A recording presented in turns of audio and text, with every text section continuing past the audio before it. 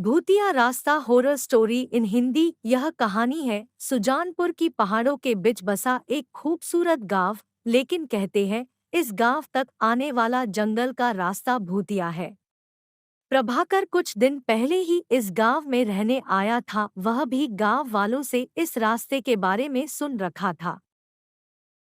लेकिन प्रभाकर चुड़ैल भूत पर विश्वास नहीं करता था।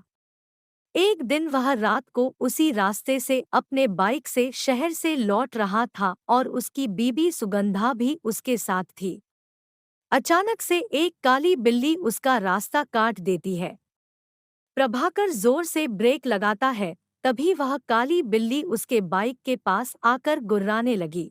दोनों बिल्ली को भगाने का प्रयास करते हैं, लेकिन उस बिल्ली का गुर्राना बंद नहीं होता है। गुर्राते गुर्राते वह सुगंधा के ऊपर चढ़ जाती है। वह उसे हटाने का प्रयास करती है, लेकिन बिल्ली उसे जोर से दबोचा हुआ होता है। तब प्रभाकर बिल्ली को पीछे से पकड़ता है और सुगंधा को उसकी पकड़ से छुड़ाता है। फिर प्रभाकर एक पत्थर उठाकर उसे मरता है। बिल्ली जोर से गुर्राते हुए सामने के पेड़ पर चढ़ जाती है और अचानक वहां से गायब हो जाती है। उसे अचानक गायब होते देख दोनों डर जाते हैं। गांव वाले सही कहते हैं, ये रास्ता सच में भूतिया है। वो बिल्ली जरूर कोई भूत थी। तुम भी ना। जंगल का रास्ता है। यहाँ जंगली बिल्लियाँ और जानवर तो होते ही है। होते होंगे, लेकिन वो किसी पर इस तरह हमला नहीं करते होंगे। चलो चलो अब जल्दी निकलो यहाँ से, कहीं फिर से कोई जानवर ना आ जाए।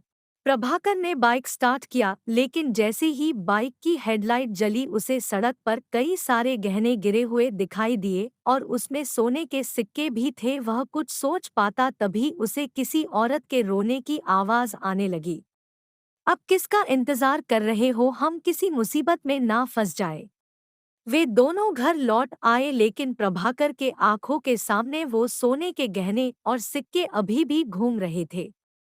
वैसे तो प्रभाकर को किसी बात की कमी नहीं थी, लेकिन वो बहुत लालची था। वो उन गहनों को किसी तरह हासिल करना चाहता था। अगले दिन प्रभाकर अकेले ही बीज लेने के लिए शहर जा रहा था और सुगंधा की बातों को अनसुना करके बाइक स्टार्ट करके घर से निकल गया। थोड़ी देर बाद वह उसी भूतिया रास्ते पर पहुंच गया। दिन के समय भी वह रास्ता बिल्कुल सुनसान था। प्रभाकर अपनी बाइक से चला जा रहा था, तभी उसे रास्ते के किनारे पर एक सुंदर सी दुल्हन दिखाई दी जो रो रही थी। उसे समझ नहीं आ रहा था कि इस सुनसान रास्ते पर यह दुल्हन कहाँ से आई। वह उससे कुछ पूछता तभी वह उसके पास आ गई और रोते हुए बोली, भाई साहब देखिए ना, मैं रास्ता भूल गई हूँ। मुझे शहर जाना है, क्या आप मुझे शहर छोड़ देंगे। लेकिन तुम यहाँ कैसे आई? लोग कहते हैं कि ये रास्ता भूतिया है।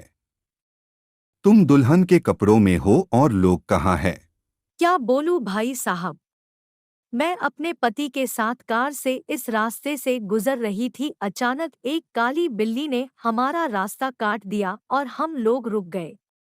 मेरे पति ने कार रोकी, तभी उन्हें झाड़ियों के पीछे से किसी औरत के रोने की आवाज आई। वह वहां गए, तभी उनकी चीखने की आवाज आई। मैं दौड़कर वहां गई तो देखा वो वहां मरे पड़े हैं। तुम्हारा पति गया? हाँ, वो मर गए, उनकी लाश झाड़ियों के पीछे पड़ी है। आप प्लीज मेरी मदद करिए और मुझे शहर तक छोड़ दीजिए। बदले में मैं आपको ये सारे सोने के गहने के दूंगी और मेरे पास कुछ सोने के सिक्के भी है। सोने की बात सुनकर प्रभाकर की कान खड़े हो गए। वो तो इसी की तलाश में आया ही था। उसने उन सिक्कों को अपने हाथों में ले लिया, लेकिन जैसे ही उसने अपने हाथों में लिया वह लड़की अब दुल्हन से चुड़ैल में बदल गई और जोर जोर से हंसने लगी और प्रभाकर धुएं में बदलने लगा।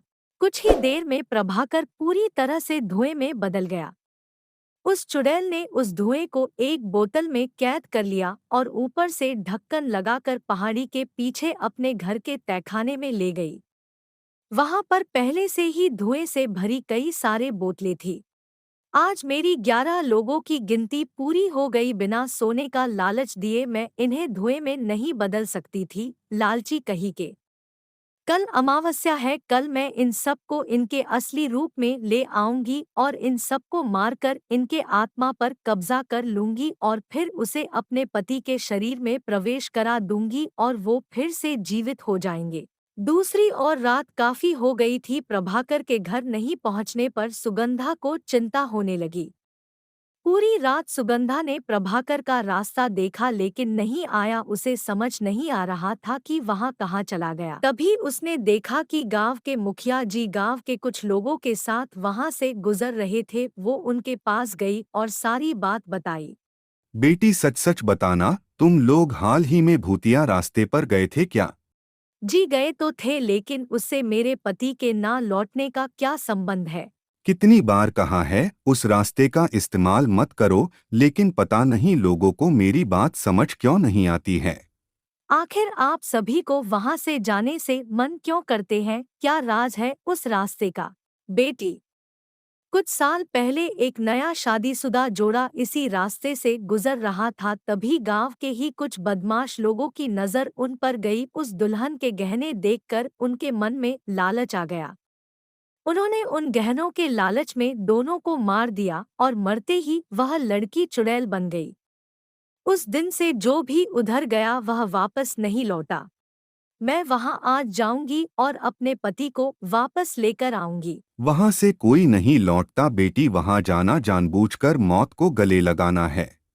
लेकिन सुगंधा ने उनकी एक ना सुनी और मुखिया भी गांव के कुछ लोगों के साथ तांत्रिक को लेकर भूतिया सड़क वाले रास्ते पर पहुंचे। उनमें से कुछ लोगों ने अपने हाथ में मसाल भी ले रखी थी। जंगल के पास वाली पहाड़ी के पास से उन्हें मंत्र की आवाज सुनाई दी। वो सभी छिपकर देखने लगे। देखा कि वही चुड़ैल मंत्र पढ़ रही है। चुड़ैल, हे शैतानी ताकत प्रकट हो, देख मैंने तुझे खुश करने के लिए इन सारे जीवित लोगों को धुएं में बदल दिया है। कुछ घंटे के बाद मैं इन्हें आजाद करूंगी और इन्हें एक एक करके मरूंगी। इनका खून तुझे पिलाऊंगी और फिर इनके आत्मा पर कब्जा कर अपने पति को जीवित करूंगी। तभी तांत्रिक ने पत्थर खींचकर एक बोतल पर मारा। उसमें कैद एक आदमी बाहर निकला।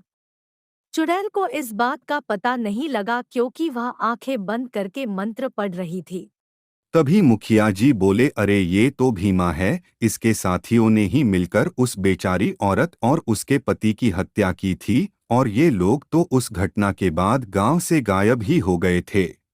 तेरा पति इन गुंडों की तरह लालची था, वो भी इसके गहनों के चक्कर में आ गया था। इसे अपनी सिद्धि को पाने के लिए 11 लालची लोग चाहिए थे। 10 तो ये थे ही, लेकिन 11 की गिनती पूरी नहीं हो रही थी। लेकिन उस दिन जब तुम और तुम्हारा पति इस रास्ते से गुजर रहे थे, तभी इसने जान लिया कि तेरे पति को लालच में फंसाया जा सकता है।